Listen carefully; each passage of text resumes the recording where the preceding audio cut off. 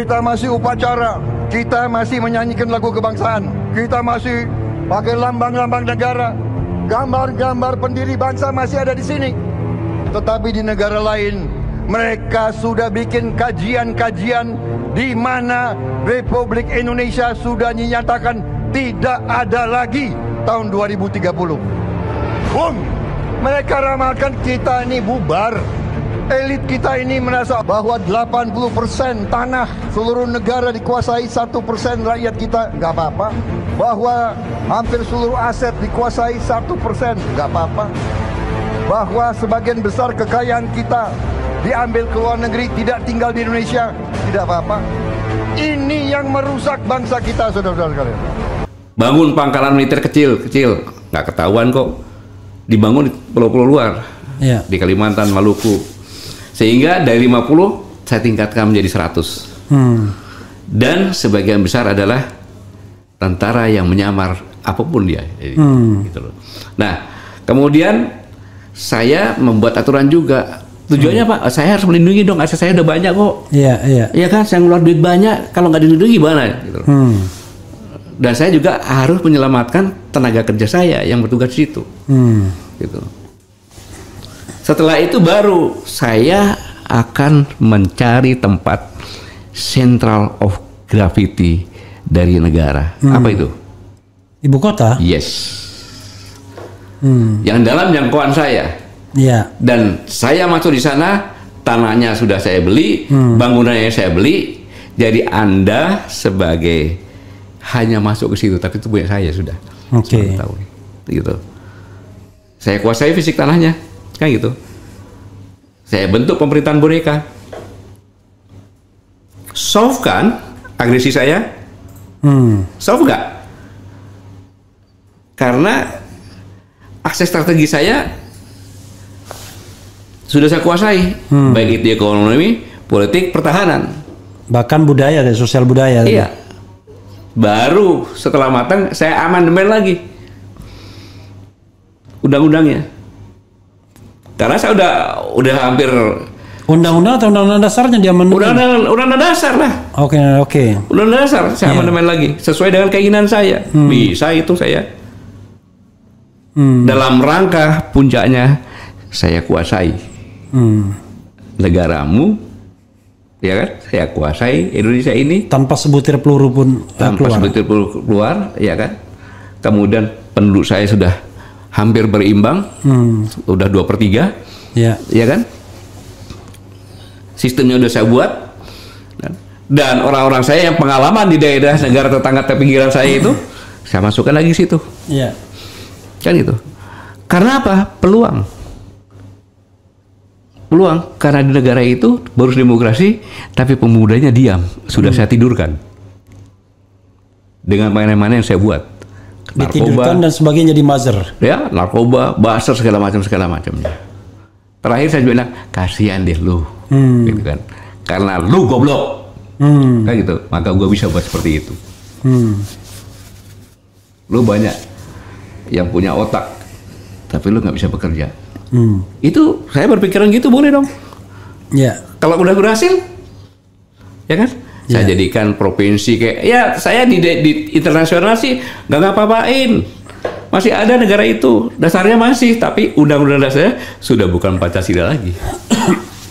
Pokoknya negara itu tidak dikolonialisasi secara de jure tapi secara de facto. Nah kalau udah pemimpinnya semua boneka-boneka saya dari daerah ke bawah, ya kan? Secara politik sudah saya kuasai. Ekonomi juga saya kuasai, mau apa? Nah, ini saya kerjakan bukan 1-2 tahun, bos. Saya proyek ini saya rencanakan 50 tahun.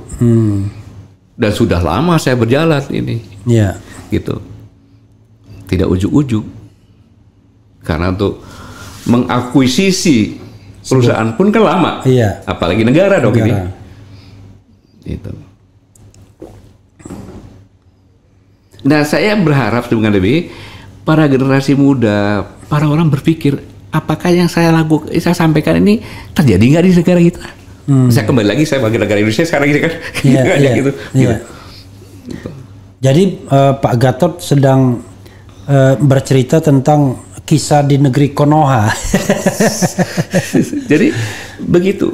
Dan saya bicara seperti ini sebenarnya sudah sejak saya Pangkostrat. Oke. Proxy war itu adalah proses akuisisi. Saya sudah di 59 universitas sampai dengan Lemhanas, Universitas Musamu dari Aceh juga. Tapi mereka lebih hebat. Intinya nggak mau dengerin lah gitu ya. Iya, dibuatin Bulbo. Nah, sekarang mana bisa?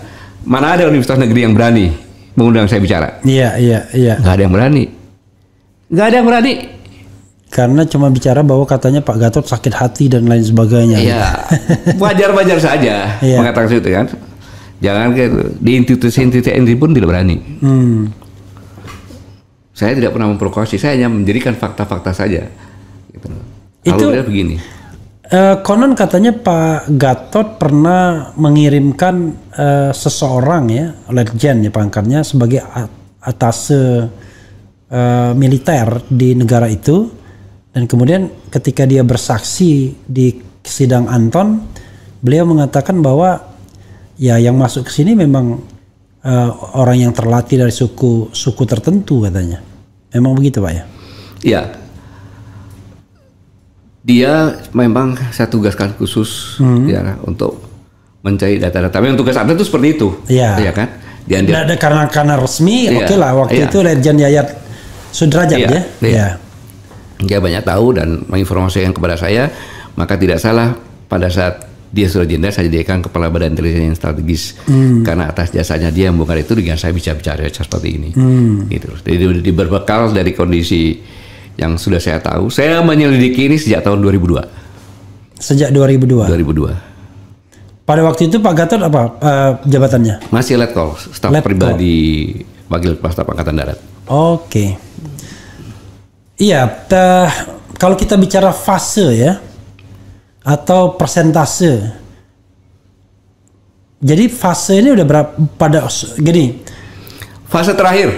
Ini udah fase terakhir. Tinggal gongnya gitu ya. Iya. Satu fase itu, semua fase itu berapa tahun? 50 5 tahun. 5 tahun. Iya, jadi fase ke-10 ini.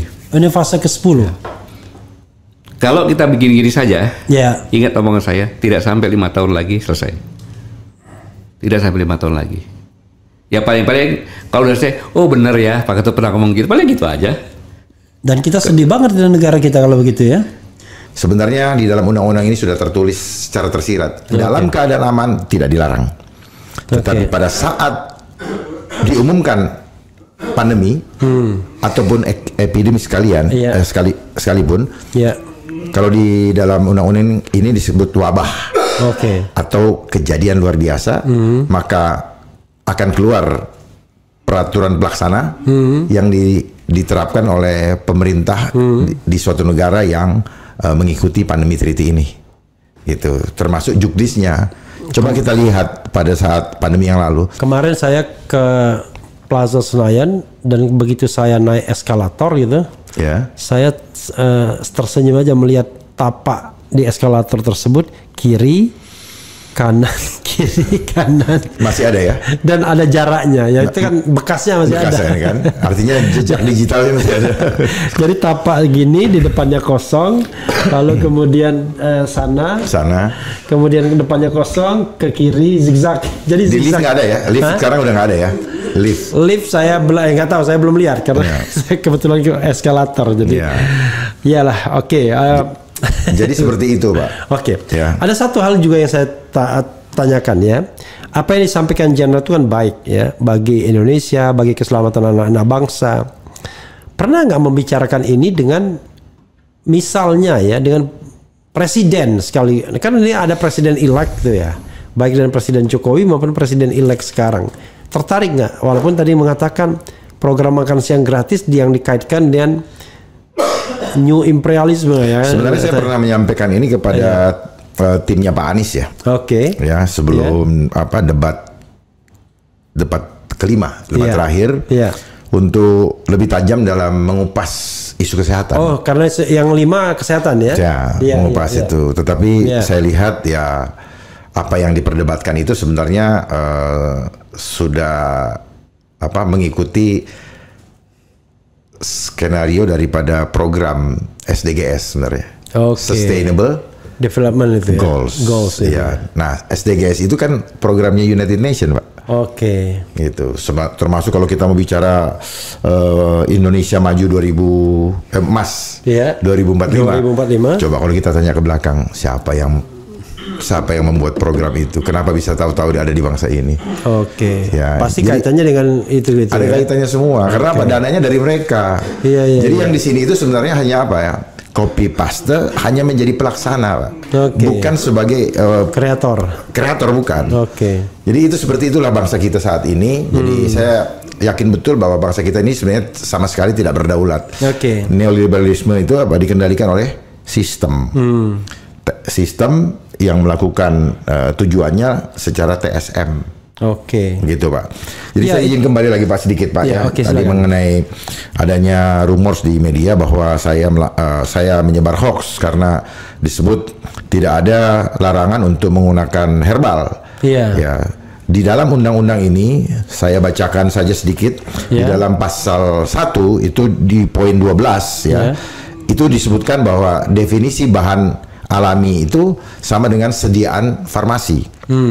Kemudian di poin 17 itu harus melalui pembuktian secara empirik atau ilmiah. Ya kalau kita lihat kalau tidak dibuktikan berarti tidak bisa dipakai. Gimana dengan mbok-mbok yang bawa itu pembuktian ilmiahnya? Nggak ada, karena memang kan sistem ini dilakukan untuk membenarkan apa yang mereka akan jual, apa yang akan mereka lakukan melalui naskah akademik kan gitu kan selama ini. Jadi melegalisasi sesuatu yang mereka inginkan. Itu. Kemudian juga di dalam pasal 4 perlu diketahui bahwa di dalam ayat kedua dikatakan dikecualikan dalam keadaan pandemi. Jadi yang tadinya normal boleh dikecualikan dalam keadaan pandemi untuk melakukan perawatan mandiri atau pengobatan mandiri. Gitu. Terus kemudian di dalam pasal di poin di ayat 3-nya pasal 4 ayat 3 kita tidak boleh menolak manakala sudah ditentukan standarnya oleh mereka. Dan terakhir itu di dalam pasal 138 kalau mau dibuka sampai 144 itu semuanya nanti harus distandarisasi dan akan diatur kemudian dengan menggunakan peraturan pemerintah. Gitu. Jadi supaya paham, dan lebih parah lagi di dalam pasal 403 dan apabila kita melanggar dianggap menghalang-halangi. Di pasal 400 dikatakan menghalang-halangi. Dan pasal 446 itu sanksinya 500 juta. Tetapi bagi yang mengedarkan itu diberikan sanksi 5 miliar. Untuk biar menjadi concern kita ya. Pasal berapa saja yang dianggap bermasalah, nggak usah sebutkan. Biar saya kita ulangi lagi nanti kan pasal berapa? Pasal 1 poin 12. Ini ntar undang-undangnya dulu. Undang-undang nomor 17 tahun 2023 tentang kesehatan. Undang-undang nomor 17 tahun 2023 tentang kesehatan.